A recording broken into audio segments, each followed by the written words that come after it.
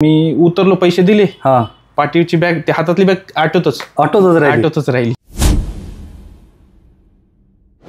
मला यायचं होतं, घरच्यांनी मला 500 रुपये दिले. कारण मलाच म्हणजे लाज वाटायची की मी सांगितलं नाही, मला ज्यांनी मोठं केलं.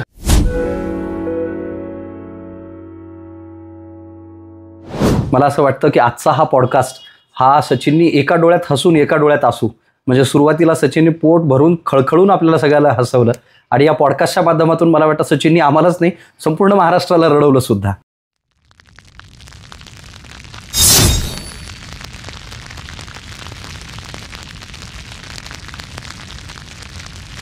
हॅलो आणि नमस्कार विद्यार्थी मित्रांनो. असं म्हणतात की कर्मण्ये वाधिकार असे मा फलेषु कदाचन. कर्म सातत्याने करत राहावी, कोणत्याही फळाची अपेक्षा न करता. आणि सातत्याने केलेली कर्म ही तुम्हाला नक्कीच एक दिवस यशाच्या शिखरावरती घेऊन जातात. आणि अशाच पद्धतीने हीच पिलं उडावी आकाशी दिव्य घेऊन ये शक्ती, आकांक्षांचे पंख असावे पण उंबरठ्यावर असावी भक्ती. या उक्तीप्रमाणे आपले जुने विद्यार्थी म्हणा, सारथी एज्युकेशनचे एक ॲडमिनिस्ट्रेशन पार्ट असलेले म्हणा, आणि याच्या सोबतच सारथी एज्युकेशन ॲडमिनिस्ट्रेशन ते SBI मध्ये सर्कल बेस्ड ऑफिसर म्हणजे SBI CBO पर्यंतचा हा जो सचिन सरांचा आपला प्रवास आहे हा आपण आजच्या या व्हिडिओमध्ये बघणार आहोत. तेव्हा यशाची शौर्यगाथा याच्या भाग 1 मध्ये आपण भेटतोय सचिन मुळे सर, ज्यांचं सिलेक्शन झालेलं आहे ते म्हणजे SBI मध्ये सर्कल बेस्ड ऑफिसर म्हणून, SBI CBO म्हणून.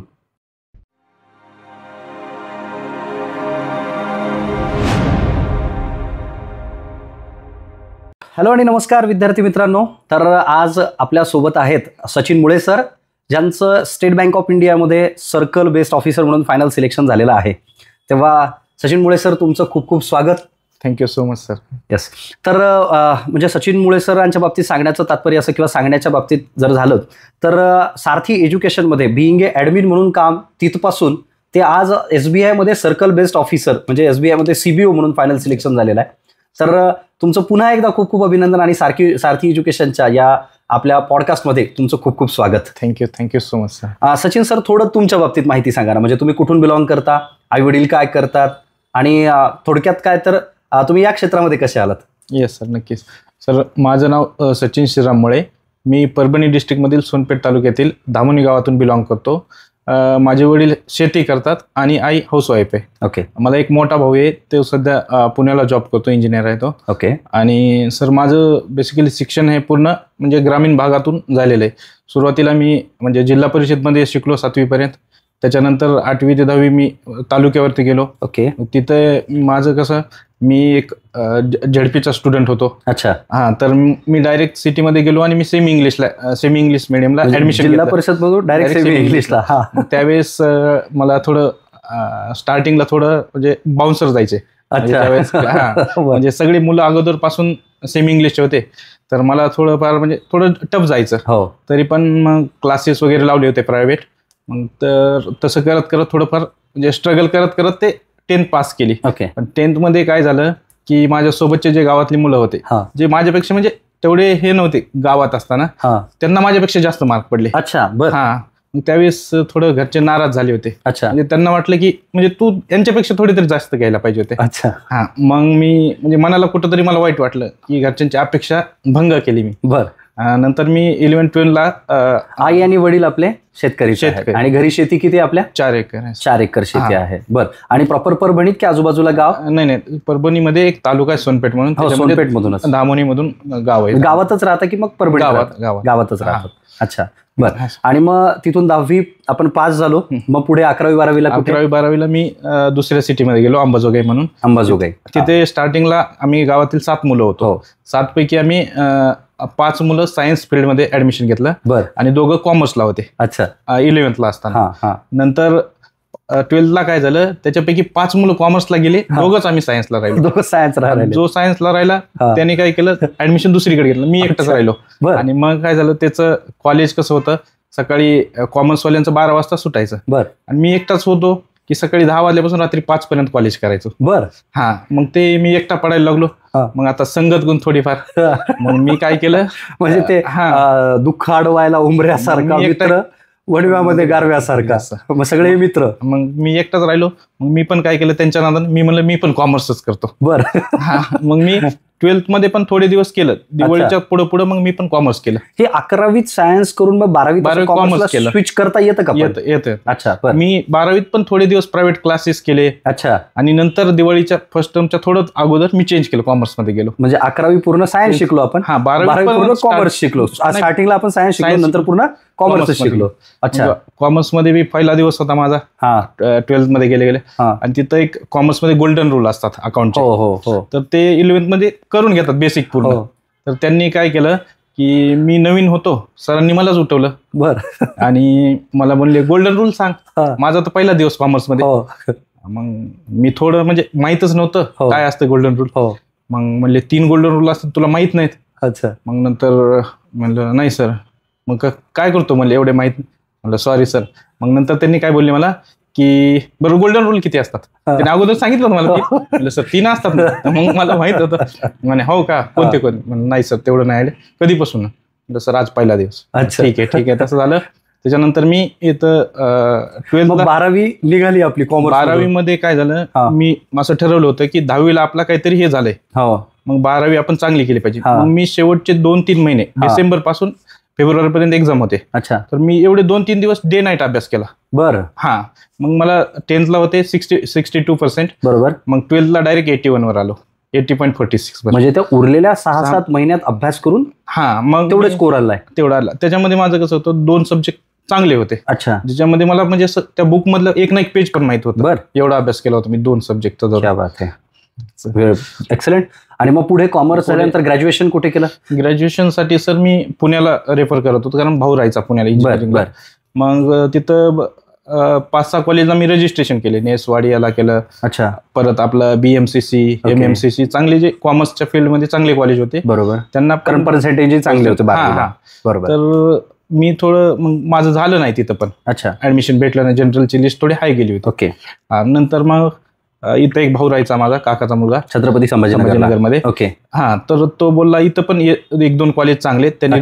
मग तो बोलला आता तिकडे तर होत नाही, त्याच्यानंतर ही सिटी चांगली आपल्याला. बरोबर आहे. मग त्यांनी आम्ही देवगिरीला गेलो. ओके. देवगिरीला पण काही झालं नाही, म्हणजे तिथं पण ट्राय केलं.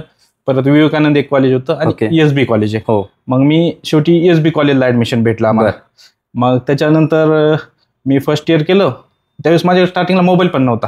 मी कोणाचा मोबाईल घ्यायचो त्याला फोन करायचो भावाला. अच्छा. मग त्यांनी कंटाळून काय केलं, मला एक छोटा मोबाईल घेऊन दिला. अच्छा. मग मी त्याच्यावरून तुम्हाला कनेक्ट करायचा. मग नंतर फर्स्ट टाइम ज्यावेळेस आलो होतो मी संभाजीनगरला, माझा एक फ्रेंड राहायचा रांजणगावला. बरं. मग त्यांनी मला बोलवलं, कारण रूम वगैरे काही नव्हती, भाऊ दूर राहायचा इकडे. मग मी म्हणलं येतो. मग मी आलो. त्याच्यामध्ये काय झालं, ऍटोतून फर्स्ट टाइम आलो इथं. पाठीवर एक बॅग, हातात एक बॅग. मग मी उतरलो, पैसे दिले. पाठीवरची बॅग, ते हातातली बॅग ऑटोतच राहिली. मला लक्षच नाही. मग पुन्हा मी विचार केला, मोकळं का वाटते मला. रांजणगाव मध्ये काय होतं, ते ऑटोवाले जाऊन असे रिटर्न येतात. मग मी 1-2 विचारलं, मोबाईल नाही, काही नाही स्टार्टिंगला. मग मला ते बोलले तू काय कर, रॉंग साईडनं जा. बरं. मग मी काय केलं, रॉंग साईडनंच पळत गेलो गावात, त्या रांजणगावात. बरं. ऑटोवाला फिरूच तर मी पकडला. मग ते सगळं ते सामान थांबवलं. ते म्हणतं काय झालं. मला थांबा, बॅग पहिले बॅग घेतली, म्हणलं हे राहिलं. पैसे वगैरे होते बॅग मध्ये? नाही, कपडे होते. अच्छा. डॉक्युमेंट थोडे. पण आपल्याकडे डॉक्युमेंट पुन्हा काढायचं ते अडचणच होती, है ना. ओके. आणि नंतर मग मी SB कॉलेजला आलो. फर्स्ट इयरला कोणी फ्रेंड वगैरे काहीच नाही, एकटाच राहायचो. अच्छा. मग नंतर हळूहळू फ्रेंड सर्कल वाढला. बरोबर. नंतर मग असं कॉलेजमध्ये आमचं कसं 11-11:15 पर्यंत होऊन जायचं कॉलेज, 8 ते 11:15. मग नंतर रिकामीच राहायचो. मग नंतर एक फ्रेंड आला होता, कुणाल पोकर म्हणून. बरं. ते आले आमच्या रूमला, ऍडजस्ट झाले. त्यांनी क्लास करत होते आपल्या इथे सारथी. मग त्यांनी काय केलं, त्यांना माहित होतं मी घरून बी एवढा स्ट्रॉंग नव्हतो, तर त्यांनी मला ओळखायचे ना पहिल्यापासून की मुलगा थोडाफार आहे बाबा. मग त्यांनी मला सांगायचे जॉब कर, हे कर, म्हणजे एक मोठ्या भावासारखं. मग त्यांनी काय केलं, मला एकदा सारथीला ऍडमिनची जागा आली. बरोबर. त्यांनी मला सांगितलं. तोपर्यंत मी म्हणूनच तर एक चेतन पाटील घेतलं. चेतनही जॉबवर आहे सध्या. चेतनला घेतला. मग मला बोलला आता सध्या नाहीये, मी कळवतो. लगेच 8 दिवसांनी परत काय केलं, मला कॉल केला. ओके. कॉल केला की मग म्हणे एक जागा आहे ऍडमिन. मी म्हणलं मला माहित नाही, पण मी ट्राय करेल, माझे 100% देईल जॉब करायचा. बरोबर. कारण माझ्याकडून काही चुकायचं, एवढा मोठा क्लास आहे म्हणून मी रिस्क घेत नव्हतो. मग ते बोलला नाही तू फक्त ये, व्यवस्थित कर, होऊन जाते. मग पहिल्या दिवशी आलो, वराडे सर होते. वराडे सरनं म्हणजे कानात बाळी ते होती माझ्या. पहिल्या दिवशी आले, बघितलं मला आणि बस म्हणले, इंट्रोडक्शन ते घेतलं, काय करतो काय नाही. सर बोललो 3rd इयरला कॉलेजला, आणि मग कॉलेज सुटलं की येऊ शकतो म्हणजे लगेच. मग म्हणजे बघ म्हणले, SB कॉलेज जवळच होतं, पैठण गेटला क्लास होता आपला त्यावेळेस. बरोबर. मग त्यांनी मग ठीक आहे म्हणले, ये उद्यापासून.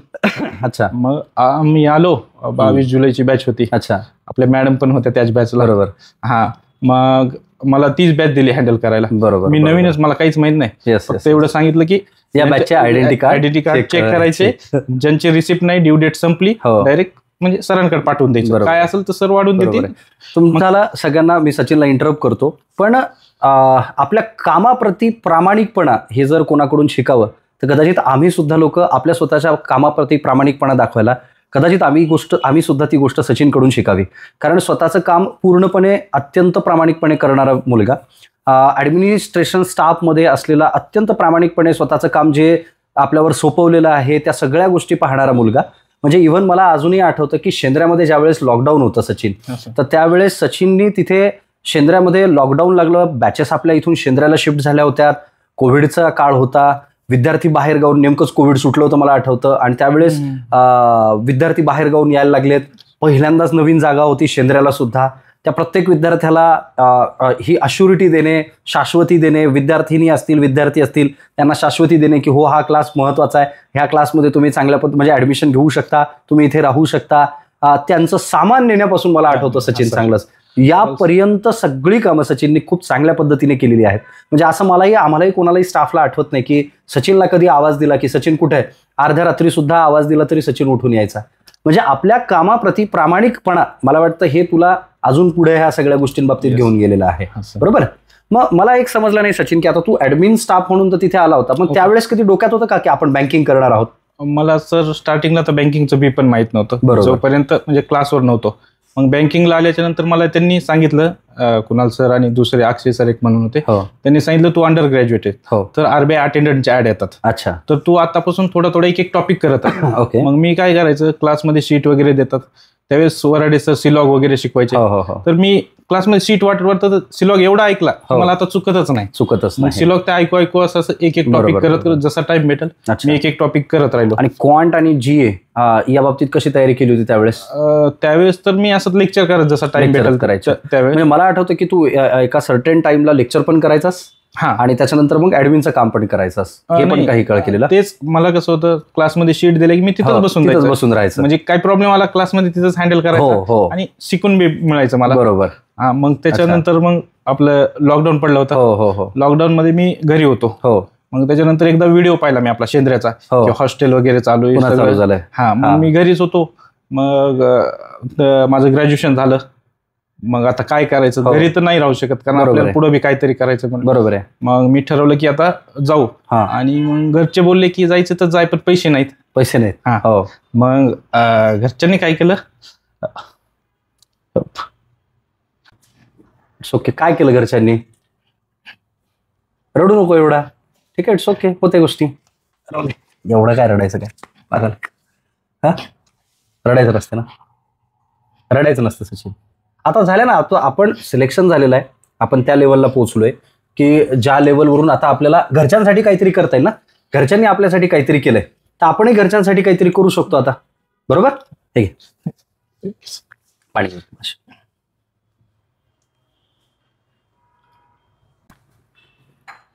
ठीक वाटतंय बोलायचं. घरच्यांनी आपल्यासाठी आतापर्यंत ज्या गोष्टी केल्यात, नाव इट्स युअर टर्न ना, की आता आपल्याला घरच्यांसाठी काहीतरी करायचंय. काय केलं घरच्यांनी मग, तुला इकडे यायचं होतं? मला यायचं होतं, घरच्यांनी मला 500 रुपये दिले होते. अच्छा.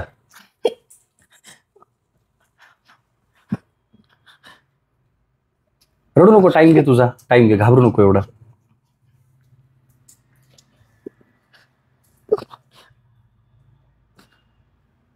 रडू नको सचिन. झाले ना, गेले ना आता, वाईट दिवस गेले ना, आता काय खराब, आता काय राहिलं मला सांग तू.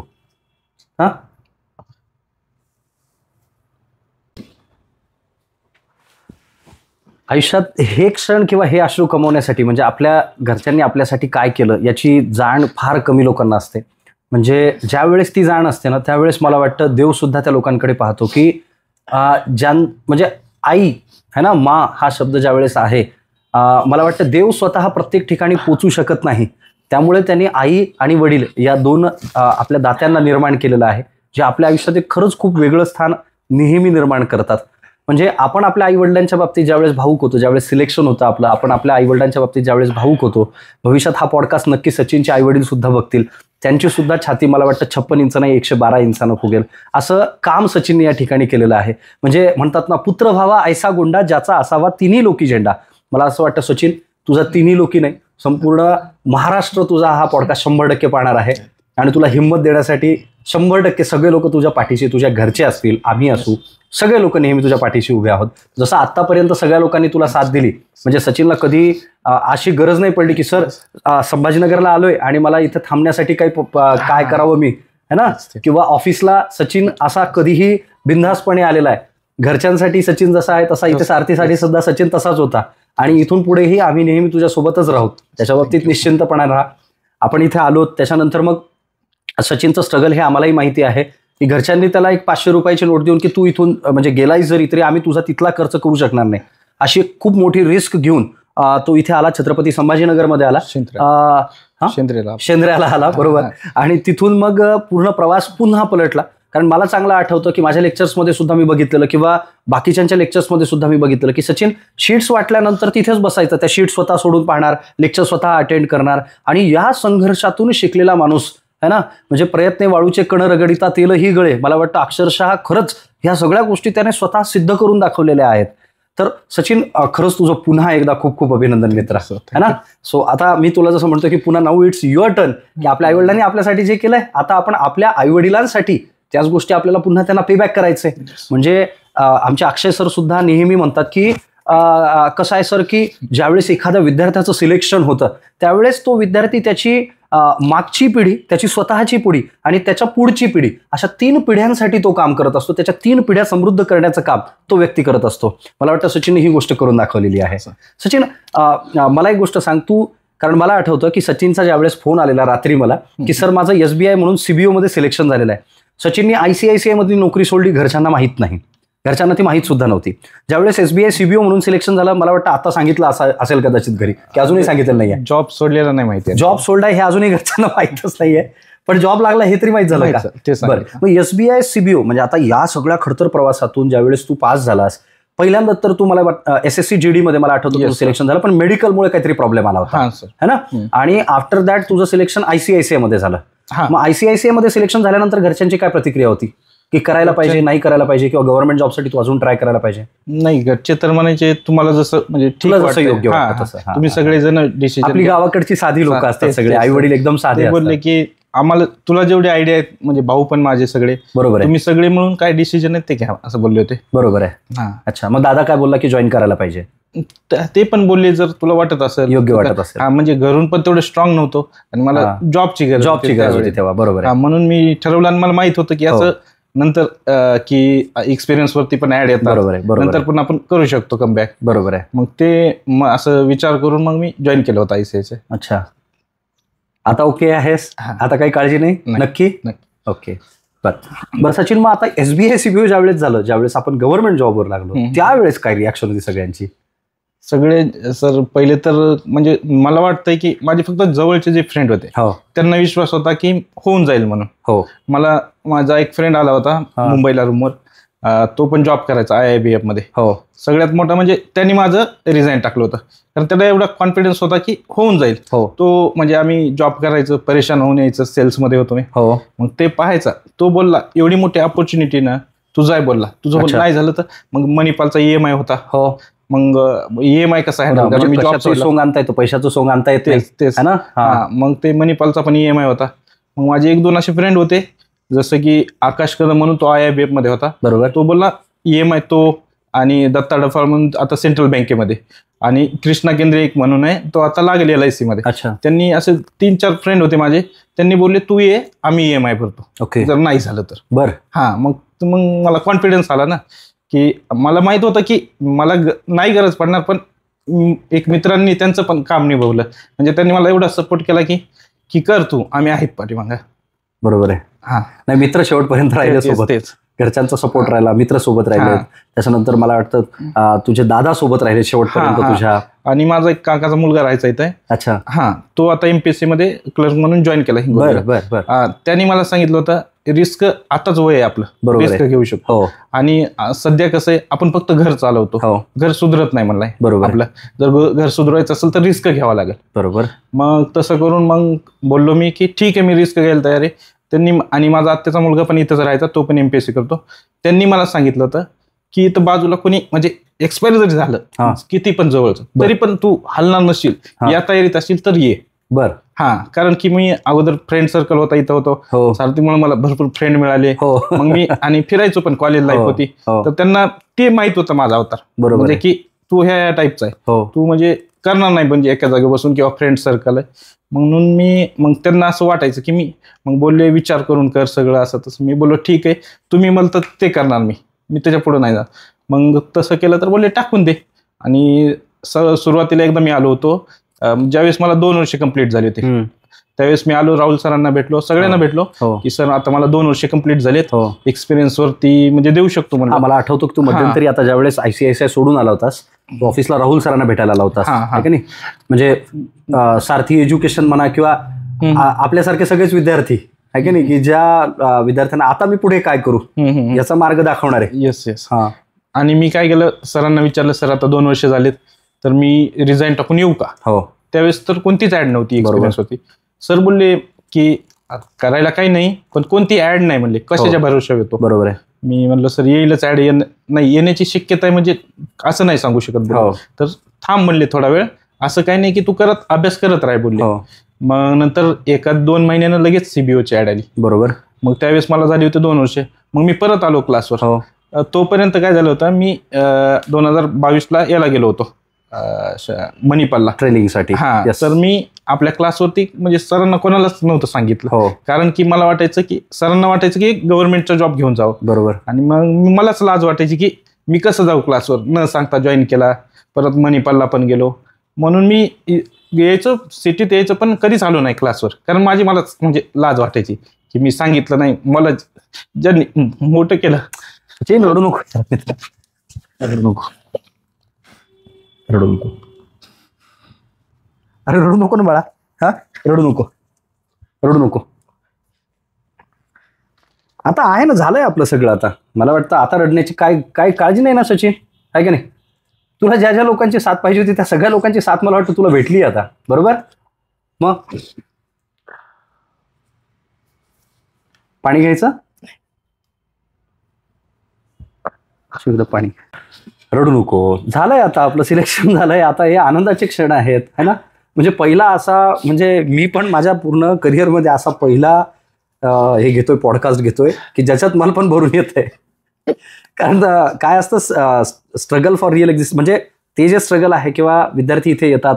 आतापर्यंत कितीतरी हजारो विद्यार्थी इथे येऊन गेलेत, हजारो विद्यार्थी भेटतात, बोलतात, त्यांचे पालक भेटतात, त्यांचे पालक बोलतात, विद्यार्थी बोलतात. पण या सगळ्यांमध्ये कसं असतं ना, की आम्ही सुद्धा काही लोक असे असतात ज्यांना फार जवळून बघतो, त्यांचं स्ट्रगल आम्ही बघतो. त्या लोकांबाबतीत शेवटी आम्ही पण माणसंच आहोत ना, आहे की नाही? तर त्या लोकांशी आमची नाळ जोडल्या जातेच. मला वाटतं असे स्टाफपैकी असतील, किंवा सारथीच्या परिवारातलं पण एकही असा व्यक्ती नसावा कदाचित की ज्याचं सचिनवरती तेवढं प्रेम नव्हतं. कारण सचिन हा सर्वच लोकांच्या प्रोफेशनल लाईफमध्ये जेवढा इन्व्हॉल्व्ह होता, तेवढा पर्सनल लाईफमध्ये पण इन्व्हॉल्व्ह होता. इनफॅक्ट जेव्हा आम्ही आता हा पॉडकास्ट शूट करतोय, त्या पॉडकास्टमध्ये सुद्धा मी घरी शूट करतोय आमच्या. तर रस्त्याने येत असताना सचिन मला म्हणत होता की सर, तुम्ही ज्यावेळेस भाड्याच्या घरात राहायचे तिथपासून तुम्ही घर विकत घेतलं, इथपर्यंतचं तुमचं सुद्धा प्रवास आम्ही पाहतोय, आणि सचिनचा सुद्धा. म्हणजे हे एक नातं जे आहे, हे मला वाटतं एक विद्यार्थी असेल किंवा विद्यार्थ्याच्या पलीकडचं एक नातं सचिनसोबत सगळ्याच स्टाफचं. म्हणजे इथे आल्यानंतर असा एकही स्टाफ नाही, किंवा असे एकही सर नाहीत, मग ते राहुल सर असो, अक्षय सर असो, वराडे सर असो, किंवा मी असो, किंवा असं कधीच नाही होणार की सचिनसोबत कोणी बोललं नाही, किंवा त्याच्यामुळे एक असं घरच्यासारखं जे वातावरण आहे. आणि हे मी विशेषतः तुम्हाला या पॉडकास्टच्या माध्यमातून सांगेल, आत्ताची जी जेनझी जनरेशन सध्या आपल्याला दिसतीये, ही जेनझी जनरेशन जोपर्यंत तुम्ही शिक्षकांसोबत भावनिकरित्या म्हणजे त्या लोकांसोबत भावनिकरित्या तुम्ही जोपर्यंत अटॅच होणार नाहीत, स्वतःचे प्रॉब्लेम त्यांना शेअर करणार नाहीत, सांगणार नाहीत, कारण तुम्हाला प्रॉब्लेम हा अभ्यासासोबत सोबत इतरत्र प्रॉब्लेम सुद्धा तुमचे खूप जास्त आहेत. जसं की विद्यार्थ्यांना आता सोशल मीडियाच्या फ्लोमध्ये खूप गेलेत. आता सध्या एक नवीन कन्सेप्ट याच्यासाठी विद्यार्थ्यांसाठी निघते, ती म्हणजे काय की डिजिटल फास्टिंग. डिजिटल फास्टिंग म्हणजे आपल्या असलेल्या डिजिटल सर्व उपकरणांपासून आपण काही काळ दूर राहणे, त्याला डिजिटल फास्टिंग म्हणजे आपल्यावर ही वेळ येत आहे, डायव्हर्जन खूप आहेत, पण त्याच्यातून आपला एकात्मिक बिंदू साधून रस्ता कसा काढायचा याच्यासाठी मला वाटतं सचिन जो संपर्कात होता सुरुवातीपासून शेवटपर्यंत सर्वांच्याच, हे नक्कीच त्याला या सगळ्या गोष्टींची ही देण आणि आज तो ज्या ठिकाणी पोहोचलाय जाऊन है ना, या सगळ्या गोष्टींचा अभिमान आनंद हा आम्हाला सुद्धा वाटतो. सचिन, पुन्हा एकदा आता तुझं अभिनंदन. आता मात्र रडायचं नाही, आता रडायचं नाही है ना. तर सचिन, मी तुला अजून एक प्रश्न विचारतो की आता हे सगळे सिलेक्शन झाले, ह्या सगळ्या गोष्टी झाल्या, तर तुला भावनिकरित्या सोडून समजा तुला काय वाटतं की तुझ्या आयुष्यात काय बदल होत आहेत? कारण की आधीचा सचिन आम्ही बघितलेला, सचिन हा 100% ग्राउंडेडच आहे, हे पण मला माहिती आहे की सचिनमुळे हा आधीपासून की नाही सर मला आज सिलेक्शन जरी झालं तरी सुद्धा सचिन हा तसाच आहे, आधी हा आमच्यासाठी तसाच होता, आताही सचिन तसाच आहे, सगळ्याच परिवारासाठी तसा आहे. पण तुझ्या आयुष्यात नेमके काय बदल झालेत की आजही माझ्या आयुष्यामध्ये अशा गोष्टी होत्या आणि सर आता सिलेक्शन झालं तर ह्या गोष्टी बदलल्यात आणि ह्या आता अशा झाल्यात, असं काय काय होतंय? सर, सर्वात पहिले मला सारथी भेटली, म्हणजे एक फॅमिलीच भेटली. कारण मला जेवढं काही भेटले ना ते सारथीमुळे भेटले. कारण की मी सुरुवातीला आलो, मला कोणी एक मुलगा पण ओळखीचा नव्हता. नंतर मी जेव्हापासून हे ॲडमिन म्हणून जॉब जॉईन केला, भरपूर सारे फ्रेंड झाले. मग आता त्याच्यामुळे भरपूर अधिकारी माझे फ्रेंड आहेत आणि मला अशी कोणतंच महाराष्ट्रात तालुका नाही किंवा जिल्हा नाही जिथं माझा फ्रेंड नाही, हो, ते फक्त सारथीमुळं. बरोबर आहे. नंतर मग मला आता जवळपास कुठंच अडचण येत नाही, ते फक्त सारथीमुळं. आणि माझा स्वभाव असा आहे की जो आपल्यासाठी आहे ना, मी त्याच्यासाठी कधी पण असतो. कारण की मला ज्यांनी आपल्याला मोठं केलंय त्यांना विसरलं नाही पाहिजे. बिलकुल. सचिन, आता मी तुला सगळ्यात शेवटी नक्कीच ॲडव्हाइस सुद्धा देईल आणि विनंती सुद्धा करेल की बऱ्याच वेळा आपण पाहतो की ज्यावेळेस विद्यार्थी दशेमध्ये सगळे लोक असतात त्यावेळेस सगळं सुरळीत असतं. म्हणजे सोशल मीडियाच्या जिथं लोक व्यक्त होतात तिथं जरी आपण बघितलं, सगळीकडे आपण जरी बघितलं, तर विद्यार्थी दशेमध्ये असताना आपल्याला ज्या अडचणी आलेल्या आहेत है ना, त्या अडचणीला समोर ठेवून इथून पुढे येणाऱ्या लोकांना सुद्धा आपण तशाच पद्धतीने मदत करत राहावी अशी म्हणजे तुला विनंती असेल किंवा सूचना असेल की आपल्याकडे येणारे जर शेतकरी असतील, आपल्याकडे येणारे गोरगरीब लोक असतील, आपल्याकडे येणारे विद्यार्थी असतील, त्या लोकांना आपण आपल्याला मिळालेलं ज्ञान हे त्या लोकांपर्यंत पोहोचवणं हे आपलं नेहमीसाठी कर्तव्य असेल असं मला वाटतं. तू ह्या गोष्टींच्या बाबतीत नक्कीच आणि निश्चितपणे पाळशील. मी एक शेवटचा प्रश्न तुला विचारेल की नवीन येणारे जे विद्यार्थी आहेत या विद्यार्थ्यांना तुम्ही एक SBI CBO म्हणून सिलेक्शन झाल्यानंतर आणि हा सगळा खडतर प्रवास पूर्ण केल्यानंतर काय सल्ला द्याल तुम्ही की नवीन येणारे विद्यार्थी असतात, जसं बरेच विद्यार्थी म्हणतात की गावाखेड्यातून आलोय सर मी, हे माझ्याच्याने होईल का? बरेच विद्यार्थी सुरुवातीच्याच काळात बॅकआउट करतात है ना. म्हणजे आपण आतापर्यंत कारण जसं अभ्यास कसा करावा, क्वांटचा अभ्यास कसा करायचा, रिझनिंगचा अभ्यास कसा करायचा, इंग्लिशचा अभ्यास कसा करायचा, या बाबतीत तर आपल्याला आपले सगळे शिक्षक लोक मार्गदर्शन करतातच, पण आयुष्याचं हे खरं मार्गदर्शन आपल्याला सचिनच्या या पॉडकास्टमधून आज मिळतंय. सचिन, नवीन येणाऱ्या विद्यार्थ्यांसाठी किंवा जे आता विद्यार्थी बँकिंगसाठी येणार आहेत अशा विद्यार्थ्यांसाठी तू काय सल्ला देशील? सर, सर्वप्रथम मी असं सांगतो की तुम्हाला सर्वात जास्त म्हणजे स्वतःवरती विश्वास पाहिजे, सेल्फ कॉन्फिडन्स पाहिजे. कारण त्याच्याशिवाय तर तुम्ही पुढंच नाही जाऊ शकत. तर माझ्याकडे असा कॉन्फिडन्स होता की मी आता ICICI मध्ये जॉब करत होतो, मला इन हँड 46,000 सॅलरी यायची. बरोबर. प्लस मला 4,000 लोकल कन्व्हिनियन्स जे पेट्रोल वगैरे अलाउन्सेस आणि 2,500 रुपये फूड बिल यायचं. मला इन हँड 52,000 पर्यंत सॅलरी येत होती. तरी पण मला असं वाटायचं, आतून फिलिंग होती की आपलं सिलेक्शन होणार आहे. मग मी त्याच्या रिस्कवर मग जेव्हा स्वतःला कॉन्फिडन्स असेल मग तेव्हा म्हणजे मला वाटतं की काही बी पॉसिबल आहे. फक्त स्वतः आपण स्ट्रॉंग पाहिजे आणि थोडंफार मला तर वेळ नाही लागला कारण मी आलो होतो, माझा लास्ट वर्किंग 13 जून होता. बरोबर. 13 जून नंतर मी 15 तारखेला इथं आलो जूनच्या, आणि मी लॅब वगैरे लावूच तर 1-2 दिवस सेट होत तर 17 तारीख आली. 17 तारखेला मी लॅब जॉईन केली जूनच्या. नंतर 20 जुलैला डायरेक्ट माझी CBOची एक्झाम होती. बरोबर.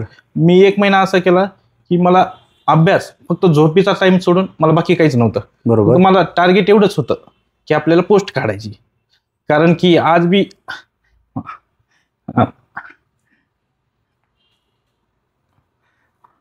आपण तेच पूर्ण आता सगळ्या पद्धतीने आपण एवढं स्ट्रगल केलंय आतापर्यंत, आहे की नाही?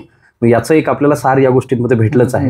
मला असं वाटतं की सचिनच्या मते आपण आपल्यावर स्वतःवर आत्मविश्वास ठेवला तर निश्चितपणे आपल्याला यश हे निश्चितपणे मिळतं. फक्त स्वतःवर विश्वास ठेवणं गरजेचं आहे. बरोबर. आणि माझं असं होतं की सपोज मी टेस्ट वगैरे दिली, मला किती पण कमी स्कोर येऊ, मला उलट मोटिवेट व्हायचं, यार आपण खूप कमी आहेत, आपण आणखी केलं पाहिजे. एक्झॅक्टली. बऱ्याच विद्यार्थ्यांच्या बाबतीत हे होतं की सर टेस्टला स्कोर कमी आला, मी आता टेस्ट देत नाही. नाही, मला उलट कॉन्फिडन्स वाढायचा. अच्छा, मी काय करायचं, यार आपला खूप अभ्यास कमी, आपण वाढवला पाहिजे. आणि काही लोकांचं कसं असतंय की एक्झामला चांगला स्कोर आला की म्हणजे खुश होतात. पण माझं त्यावेळेस बी काय वाटायचं, नाही यार आता चांगला स्कोर येतोय, आता आणखी जास्त प्रॅक्टिस करू. बरोबर. म्हणजे दोन्ही गोष्टीत मी पॉझिटिव्हच होतो. म्हणजे माइंडसेट असा माझा की हमेशा पॉझिटिव्हच असायचा. त्यामुळे मला काही एवढा म्हणजे असं इम्पॅक्ट नव्हता पडत. आणि परत जर माझ्या एखाद्या फ्रेंडचा स्कोर जास्त आला, मला उलट चांगलं वाटायचं, कारण मी कमी आहे. अच्छा, मला वाटायचं म्हणजे आपल्याला अजून काहीतरी करण्याची मला गरज असं नव्हतं की वाटत की मी माग आहे. नाही, आपण केलं पाहिजे, कारण की ते होतं म्हणजे आपल्याला होतं. बरोबर. मी जेव्हा जॉबला होतो तेव्हा माझे रूममेट होते, आणि जे आपले काही मुलं आहेत माझे इथं फ्रेंड झालेले, ते सगळेजण मेन्स किंवा एक्झामला मुंबईला यायचे माझ्या बरोबर. मग माझे रूममेट म्हणायचे, तुमचे एवढे सारे फ्रेंड गव्हर्नमेंटची तयारी करतात, तर मग तुम्ही का सोडून आले? मग तुम्ही पण, म्हणजे मला माहित होतं की माझ्यासोबत आता मी एवढा पण खाली नव्हतो की मी कोणतीच पोस्ट काढली नसती. बरोबर. कारण की माझे असं ग्रुपमध्ये मी आतापर्यंत जसा माझा प्रवास आहे, मी ॲव्हरेज राहिलो. म्हणजे माझा कोणताही ग्रुप असं एकदम बॉटमला पण नाही आणि टॉपला पण नाही, म्हणजे स्ट्राईक रोटेट करायचं नाही. बरोबर. अडकलं नाही कुठंच, म्हणजे सेफ साईड चालू, ग्रीन झोन मध्ये असायचो. बरोबर. मग मला वाटायचं आता माझ्या जवळचे सगळेच फ्रेंड लागले, तर मला वाटायचं मी पण लागू शकतो, आणि मी केलं असतं तर म्हणजे असं मनात वाटायचं यार गव्हर्नमेंट. आणि मी आजपर्यंत माझे आई वडिला स्टेजवर कधी घेऊन गेलो नाही. मग मी बोललो की आता एवढी चान्स एवढा मोठा आहे आपल्याला की आपण डायरेक्ट स्टेजवर उभा करू शकतो. सत्कार समारंभामध्ये सचिन, तुझा सगळ्यात पहिला सत्कार आपण तुझा करूया नक्कीच. आणि आपला जेव्हा सत्कार होता सारथीचा, मी दुरून पाहिला, फक्त मी असं इमेजिन करायचं की आपले आई वडील आले पाहिजे. बरोबर आहे. मला असं वाटतं की आजचा हा पॉडकास्ट हा सचिननी एका डोळ्यात हसून एका डोळ्यात असू, म्हणजे सुरुवातीला सचिनने पोट भरून खळखळून आपल्याला सगळ्याला हसवलं, आणि या पॉडकास्टच्या माध्यमातून मला वाटतं सचिननी आम्हालाच नाही संपूर्ण महाराष्ट्राला रडवलं सुद्धा. तेव्हा सचिन, तुला येणाऱ्या भविष्यासाठी खूप खूप शुभेच्छा. लोकांची सेवा अविरत करत राहा, है ना. आमचाही तुझ्यावर 100% नेहमीच निश्चितपणे विश्वास आहे, है ना. एक सचिन पासून ते सचिन सरचा जो प्रवास आहे हा तू खूप चांगल्या पद्धतीने पार पाडलास. तुला येणाऱ्या भावी आयुष्यासाठी तुझ्या आई वडिलांना, तुला, तुझ्या मित्र परिवाराला. याच्यामध्ये माझा एक फ्रेंड होता जो माझा लहानपणीचा फ्रेंड आहे, म्हणजे जेव्हापासून आम्ही एका गावातले, आज पण माझ्यासोबत आहे. तो माझा असा फ्रेंड आहे की मी बरोबर असो चुकीचा असो काय पण असो, तो माझ्याच साईडनं असतो, एकदम जीवाला जीव देणारा. बरोबर. कृष्णा मुंडे म्हणून आहे, तो सध्या इथं घाटीमध्ये आपला एक्सरे डिपार्टमेंटला रेडिओलॉजिस्ट आहे. तो असा आहे की मी म्हणाल तीच पूर्व दिशा करतो. अरे बापरे. असा म्हणजे एकदम कोणाचा मला वाटत नाही की असा फ्रेंड कोणाचा असेल, एवढा जीव लावतो. त्यांनी पण सांगितलं होतं की जॉब सोड, आपण बघू. बरोबर. असे पण फ्रेंड भेटले पाहिजे. मला वाटतंय फ्रेंड सगळ्यात मोठं म्हणजे सिंहाचा वाटा आहे माझ्या लाईफमध्ये. बरोबर. असं म्हणतात की you are the average of the 5 people lives around you. तुमच्या आजूबाजूच्या 5 लोकांचा ॲव्हरेज हे तुम्ही असता. सचिन, निश्चितपणे तुझ्या आजूबाजूचे सर्वच लोक मला वाटतं चांगले होते, आणि त्याच्यामुळे तू खूप चांगल्या पद्धतीने घडलास. आणि तुला पुन्हा एकदा भविष्यासाठी खूप खूप शुभेच्छा. आई वडिलांना शुभेच्छा, सर्व मित्रपरिवाराला तुझ्या शुभेच्छा, आणि असंच मोठं उंच उडत राहा. फक्त आपल्या मातीशी जी नाळ आजपर्यंत तू जोडून ठेवलेली आहेस ती नेहमी अशा पद्धतीने जोडून ठेव. चालेल. तर विद्यार्थी मित्रांनो, भेटूया आपण पुढच्या आपल्या भाग 2 मध्ये. अशाच आपले असलेले जे वेगवेगळे अधिकारी आपल्या सारथी एज्युकेशनच्या परिवारातून जे जाणारी मुलं आहेत, सारथी एज्युकेशन परिवारातून घडणारी जी काही आपली पुढची पिढी आहे, है ना, तर या सर्वांच्या आपण असलेल्या यशोगाथेसोबत आपण पुढच्या भागामध्ये निश्चितपणे भेटूया. तुर्तास आपली रजा घेतो आणि सचिनला पुन्हा एकदा पुढच्या वाटचालीसाठी शुभेच्छा देतो. थांबूयात. धन्यवाद. Thank you sir.